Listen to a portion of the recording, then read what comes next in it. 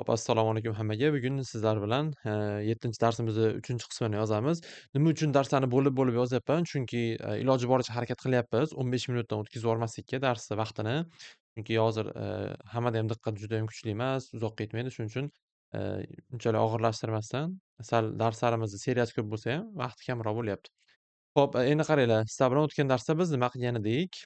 DVG fayl olib kelib olgandik, kolonna qo'yishni o'rgangandik va kolonna qo'yishdagi xatoliklarni ko'rsatib bergandim, sizlar takrorlamasliginglar uchun. Hop, endi sizlar bilan обменный plan ochib olgandik, to'g'rimi? Ikki kolonna qo'yib oldik. Kolonnani qanaqa qo'yishni man aytib ketdim sizlarga. Xo'p, endi bugun nima qilishimiz kerak? O'tgan safar bilgan bo'lsanglar, devorni chizdim. Keyin bizda devorlarimiz turli xilcha edi. Shuning uchun man devorni o'chirib yubordim. Keyin dars chizamiz deb. Nima uchun bunaqa qildim? Chunki обмерный planda biz devorlarimizni turlarini ko'rsatishimiz kerak. Endi savol tug'iladi. Обмерный plan просто mavjud holatni ko'rsatsak, nima qilamiz? Devor turini ko'rsatib deyishinglar mumkin. Bu to'g'ri savol. Endi aytamanki man обмерный planda devorlar turini ko'rsatish muhimki, chunki misol uchun qarang, sizga ertaga inshaalloh bir yaxshi studiyalarga, firmalarga kirib ketsanglar, binoni o'lchab kelasizlarda, sizlarga aytadi. Misol uchun falonchi обмерный planni chizing, planirovka qilib bering va dizaynerga bering deydi. U vizualizatsiya qiladi deydi. Hop, siz qarang, обменный plan chizdingiz va devorlarni bir xil qilib ketdingiz hammasini. Oddiy misol qora rangda, oq rangda qilib ketdingizda, dizayner shart ko'radida, planirovkangiz bo'yicha qilib ketadi hamma yoqda. Keyin konditsioner qo'yib qo'yishi mumkin bilmasdan. Hop, endi bizda beton devorlarni yuk ko'taruvchi har qanaqa konstruksiyani teshish, o'yish mumkin emas, bilasizlar, to'g'rimi? Biz Nestvanda proyekt olganimizda hattoki mana bunaqa beton devorlarga rozetka o'rnatishga ruxsat bermagan. Rozetka o'rnatishga ozgina o'ysa yetadi o'zi. Lekin shunga ham injenerdan so'raganimda ruxsat bermagan. "Yo'q uka" degan. "Yo devor qilinglar, yo ustuvor bilan ishirib chiqaringlar" degan. Ya'ni buni o'yish mumkin emas. Shuning uchun biz devorlarni turini ko'rsatib ketishimiz muhim. Misol uchun bitta Behans'dan shat olib qo'yuvdim, bitta planni mana qarang. Steniy JB, ya'ni железобетонный stena deyapti. Ya'ni temir beton stena. Ko'rsatib ketgan mana qora rangda. Bular mana bu перегородкаlar nimadan ekan? Oddiy gazobeton yoki kirpichdan ekan. Ya'ni gazobeton kirpichlarni o'ysa bo'ladi. O'ysa, rozetka qo'yish uchun teshsa, bu narsa qilsa bo'ladi. Lekin железобетонlarni unaqa qilsak bo'lmaydi. Hop, agar falstena qilib turib, teshish mumkin. Uni falstena nimaligini sizlarga keyinchalik Xudo xohlasa ko'rsatib tushuntirib ketaman, nasib qilsa. Hop, hozir biz Revitga qaytamiz. Revitda mana qaranglar, ko'k bo'lib chiqib qolyapti mana bu. Mana tanlayapti. Lekin mana planimiz DVG emas, surilib ham ketyapti. Endi bu surilmasligi uchun nima qilishimiz kerak edi? Sizlar bilan ko'rgandek-ku. Ushlayman, keyin nima qilaman? Hamma joyida qatirib qo'yaman, to'g'rimi? Endi qatirib qo'ysam, manda ko'k yonyapti. Shu ko'k ham yonmasligi kerak. Shuning uchun mana bu skripkani ezib qo'ysam, mana tanlamaydi. Ko'ryapsan? Endi bu zo'r bo'ldi. Hop, endi devorlarimizni qaranglar. Mana bu joyda o'lchayman 400, mana bu joy 250 ekan. Hop, bizda 400 lik devorimiz bormi? Gazoblok. Gazoblok вроде shunaqa edi bu tomonlar. Faqatgina mana bu tomondagi mana bu devor beton edi. Biz o'sha paytda ko'rganimizda bu tomon beton. Shuning uchun buni teshib bo'lmaydi. Shuning uchun buni boshqacha qilib ketamiz. Bular gazobloklarni boshqacha qilib ketamiz. Hop, mana bu joydan stena arxitekturniy 400. Nima qilamiz vысотасini? Vысотасы низ перекрытиеgacha bo'ladi. 300 осевая liniya emas. Mana осевая liniya qilsam, kolonnani o'rtasidan chizsam, осевая liniya o'sha nimanidir o'rtasidan chizib ketadi, misol uchun. Qarab turinglar. Осевая liniya nima? O'zi mana devor chizish turini ko'rsatib ketaman. Devor chizishni turlarini ko'rsatib ketaman sizlarga. Mana stena qilsam, ular nimanidir o'rtasidan chizib ketadi. Осевая liniya bo'lsa, mana shu devorimiz 400 bo'lsa, devorimiz 400 lik devor bo'lsa, o'sha 200 bu yog'iga, 100 bu yog'iga nimanidir o'rtasidan chizib ketadi. Осевая liniyada. Hop, endi qarang. Misol uchun biz mana bu joydan bunday qilib turib создать аналог qilsak, mana bu joyda mana hamma создать аналог. Hozir горячий klavichadan ko'p foydalanaman. Shuning uchun bu yerda hozir izlanishga to'g'ri kelyapti. Qaramay foydalanaman chunki. Hop, qarang. Ushladik. Endi biz mana bu joyidan ezib ketishimiz kerak-yu, devor bu yoqqa chizilishi kerak. Shunda qanaqa qilamiz mana? Просто devor burchagidan chizib ketamanda, devor to'laqonli bu yoqqa tushishi kerak. Shunda biz чистая поверхность наружная qilishimiz kerak. Mana shunda bitta tab yuborsam, mana probelni, mana yo bu yoqqa, yo bu yoqqa bo'ladi. Bu yoqqa tashlab yuborayotgan bo'lsa devorni biz probel qilamiz, bu yoqqa tashlab beradi. Buni olib kelamanda va keyinda OK qilaman. Keyin eski ketmasdan Kamandan davom ettiraman mana. O'zi chizib ketyapti mana. Ko'ryapsiz-ku mana? Kichkina qora chiziq ketyapti. Mana bu joyda pushti chizig'i pushti strelkasi bor. Bu yoqqa qilsam bu yoqqa o'tadi. Bundoq qilib olib kelaman. Bu yerga qo'yaman. Hop, keyin ushlab turib soздать analog qilamiz. Yana mana bu yerdan ushlab, bu yoqqa olib kelib, probel bitkazaman, bu yoqqa o'tadi. Hop, bu devori gazoblok qilmaymiz, chunki bu beton. Haqiqiy o'sha yuk ko'taruvchi beton stena edi. Agar adashmasam, обменный planni videosi manda emasdi, shuning uchun hozir eslab turib qilib ketyapman. Hop, endi eskiz qilaman. Bu tomonni devori 250 ekan. Hop, 250 qilamiz. Buni ushlab turib, soздать analog qilaman yana. Mana bu joyda 250 devor. Shuni ushlab turib, быстрый доступga qo'shib qo'ysak, mana bu joyda ham chiqib turadi. Adashmasam shuni mana lentaga olgan yaxshiroq ekan hozir.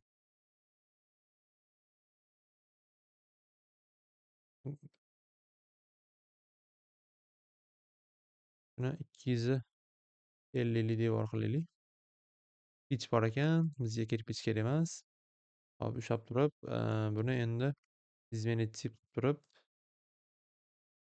250 gazoblok qilib qo'yamiz. Gazoblok. Okey. Ya'ni gazoblok 250lik. Hop, endi buni изменить qilib turib, bu joyda materialni o'zgartiramiz. Ya'ni materialni o'zgartirmoqchi bo'lsangiz, nimanidir strukturaga kirasiz, изменить deb. Mana bu joyda funksiya bor. Funksiyani keyinchalik o'rganamiz sizlar bilan. Nimaligini, materiali, qanaqa material berilishi va толщинasi bu qalinligi. Hop, materialni esa shu konstruksiya degani yuk ko'taruvchi devormi, yuk ko'tarmaydimi deyapti. Ustoz buni olib qo'ysa ham bo'ladi. Hop, bu yerda endi gazobeton desak, menimcha gazoblok material chiqadi. Gazobeton. Okey qilamiz. Okey. Bizda 250lik gazoblok chiqdi. U rangi qanaqa bo'lib ketganiga e'tibor bermanglar. Buni biz o'zimiz to'g'irlaymiz. Hop, buni ushlab turib, mana bu joyda move bor. Move'dan qilib bu yerga olib kelamiz. Joyiga tushib oldi. Hop. Avtokadda qaranglar, mana bu joyda oyna berib ketgani bilan biz oynani keyin qo'yganimizda kesadi. Ya'ni oynalar o'zi kesib oladi Revitda. Joy tashlab ketish shart emas, yopib ketish kerak. Yopib ketmasangiz, Revit joy topolmay qoladi, oyna qo'ygani. Shuning uchun oynani va eshikni o'rnlari ham Revitga yopib ketiladi. Olamiz. Razmer, parallelniy razmer. O'zi dedi, man shift uni keyingi darslarda ko'rsataman, qanaqa qilib garaj klavish qo'yish. Ishlamadi. 250. Ushlab turib, buni soздать analog qilamiz. Bu yoqqa chizib ketamiz. Bundoq qilib. Hop, endi bu yoqqa ham. Bo'ldi. Hop, endi devorlarimiz menimcha 150 bo'lsa kerak. 150 ekan. Hop, bizda 150lik devor bormi? Soздать analog qilib turib, 250 chizib yuborimizda 150 birinchi qidirib olamiz. 150. 150. Hop, gazobeton 150 bor ekan. Hop, bu yoqqa.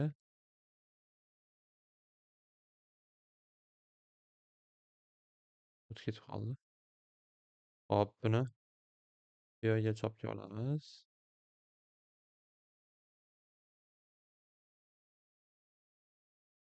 Endi bu yoqqa chizib olsak ham bo'ldi. Bundan soздать analog qilib, bundoq qilib, ana qaranglar, teskari chizib olib, probel qilsam, o'rniga olib keladi. Ha, chizildi. Eskert qilaman. Endi qaranglar. Biz 400 devor betonni chizib olishimiz kerak. Yana soздать analog qilamanda, mana bu joydan 400 oqtaraman. Ya'ni variantlar ichida beton bor ekan mana. Внутренний beton bor ekan. Va bizga внутренний, наружный farqi yo'q. Наружный qilib turaveramiz, chunki tashqi tomon bizda. Hop, черновой poldan перекрытием pastgacha. Zo'r. Bu настройкasi to'g'ri turibdi. Yana bu tashqariga chizib yubordi. Probel qilsam ichkariga olib kiradi. Mana bu joyga chizamiz. Keyin edi. Hop.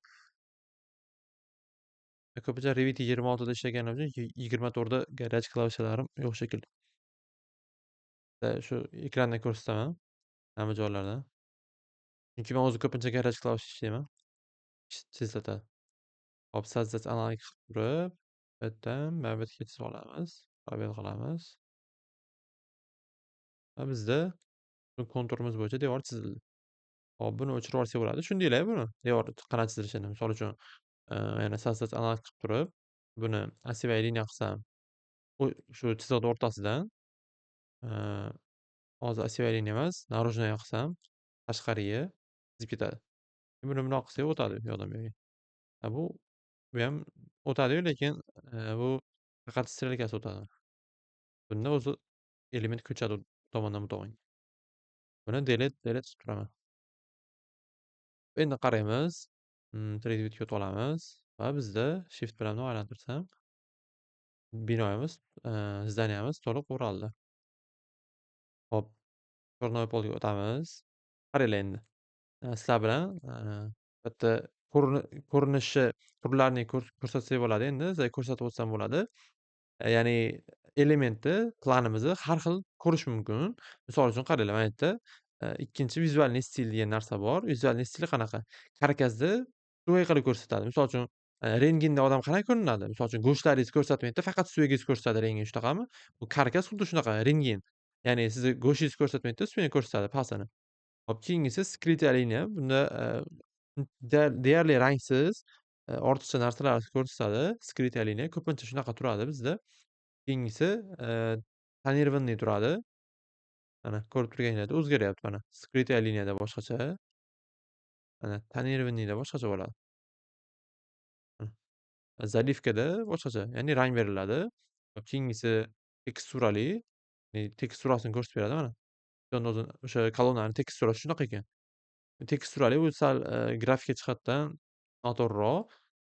Bu realistichniy. Endi deyarli reallikka yaqin ko'rsataman deydi, lekin Revitda bunaqa realniy ko'rinmaydi baribir. Shuning uchun ko'pincha holatda skrytая liniya turadi yoki zalivka turishi mumkin. Shunaqa, men o'zim skrytая liniya ko'pincha ishlataman. Hop, bizda qaranglar, mana bu joylar bo'ldi. Mana bu joyda bizda shaxta bor ekan, to'g'rimi? Hop, shaxtamizni endi o'lchab olishimiz kerak. Shaxtani keyingi darsga qoldiramiz. Men shaxta nimaligini sizlarga tushuntirib o'tishim kerak. Hozir ko'rsatsam bo'ladi, просто shaxta degan nomni eslab qolasizlar. U nima vazifa qiladi, nima qilish kerak, shaxta nimaga kerak, ko'pchilik bilmaydi baribir. Shuning uchun men keyingi darsda prezentatsiya qilib ko'rsataman. O'zi bizni kursda afzalligi ham shunda, ko'pincha ko'rsatib o'tib ketaman. Nima vazifa qiladi, qayerda nima ishlaydi, shuni ko'rsatib ketaman. Shuning uchun shaxtani keyingi darsda tushuntirib ketaman nimaligini. Hop, hozir qaranglar, buni men karkasga o'tkazib olsam, bu yerda eshiklarning o'rni ko'rinadi bizda. Ya'ni bu входной dver. Bizda yangi uy topshirilgan bo'lsa ham, hali remont bo'lmagan bo'lsa, albatta входной dver qo'yiladi, ya'ni kirish dverlari qo'yiladi. Qolganlari hali qo'yilmagan bo'ladi. Hop, mana bu joyda dver bor. Mana bu joyda ham proyemlar tashlab ketilgan.